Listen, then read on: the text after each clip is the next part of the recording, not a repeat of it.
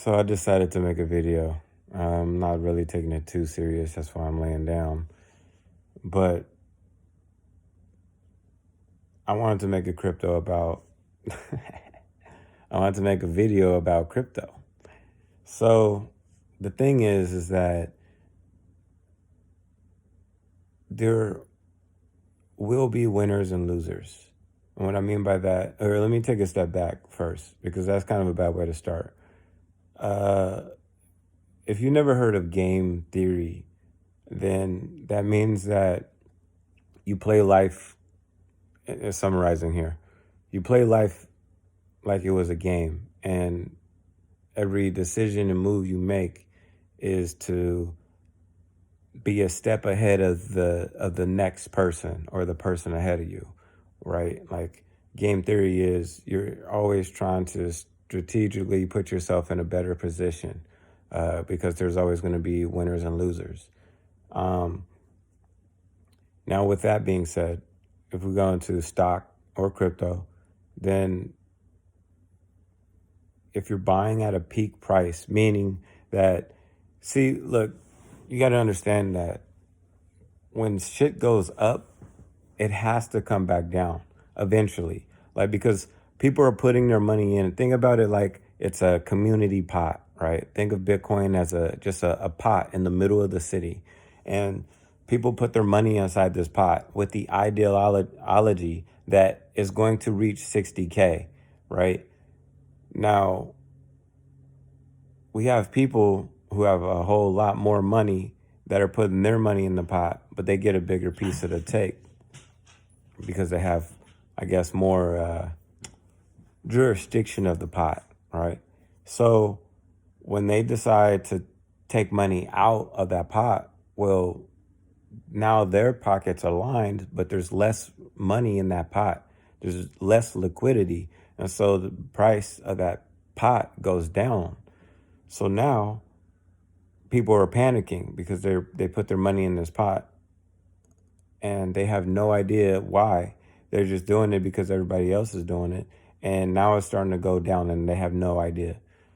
So I think it's up to the crypto veterans to kind of educate these new people rather than laugh at them, because I found myself even laugh at them, and I'm still new. I don't know shit about crypto. I mean, I've been literally studying it for a year, and I still don't, I mean, I know patterns, and I can tell you what the blockchain is, and I can tell you like a bunch of different projects and what they do and but that doesn't mean it's so vast, the crypto realm. Like, I make this analogy. I was a swim instructor, and it's like I can teach you when it comes to crypto, right? Like, say we're on a boat, I can teach you how to swim, and you'll be fine and you will make profits.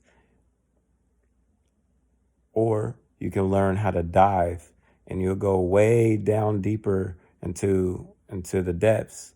But I mean, that's where all the money's to be made.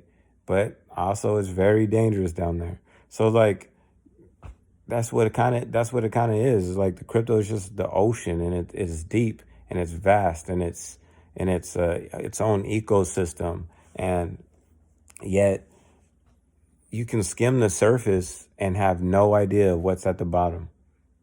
And so I guess I just want to educate some of the newcomers by saying, when people are like, hold, well, sometimes it's not the best thing to hold. Sometimes, I mean, you do have to cut a loss, but just realize that when you put money in and it says, like, you put 5,000 in and then it goes down to 2,000, well, that's called unrealized loss. So 3,000 is technically missing, but it's not gone. I mean, it may psychologically feel like it because, like, well, if you try to sell at that point in time, if you needed money, well, then yes, you will lose that money. So that's why you only invest money that you don't really need right now, and invest money that you can lose. And money that you can lose is if all your bills are paid and or let's just say all your debts are paid, or controlled. They're controlled, let's just say. Then, and you have like if you have 1,000 in the bank, then I would say 500 of that is money you can lose.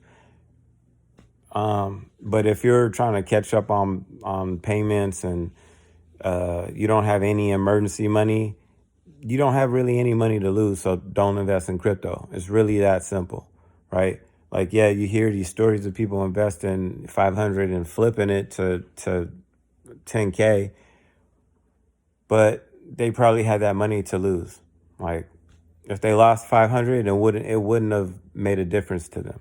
So it's a long video just to say, try to educate yourself as best you can, and just know that things have to go down, but eventually they'll go up.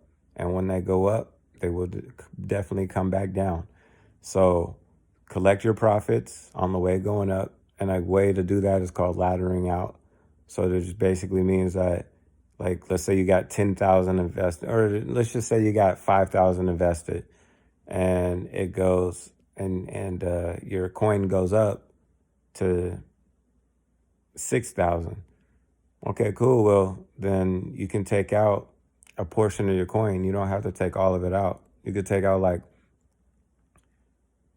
let's say you have 500 and it goes to 6,000, and it's just 500 coin and it goes to 6,000. Sorry.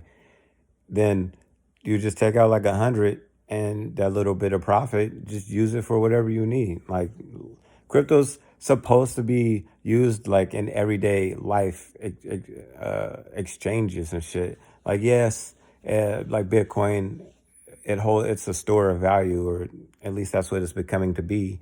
And so it's like, you don't lug around big ass bars of gold with you, right? So like, you don't lug around Bitcoin with you, but it stores value. Like, it becomes scarce every 4 years. It's burned. So yeah, I guess I'm just throwing a lot of information. So uh, I'll try to make a shorter video, but this is all I got for you so far. So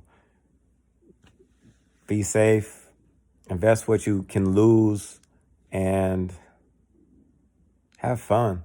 Because I mean, even on the down days, you can. That's a discount market. Bitcoin went down 50%.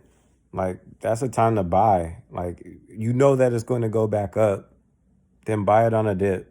That's what that, buy it on a fucking dip. When it dips down, buy it. That's what it means. Buy on a dip. All right. Peace.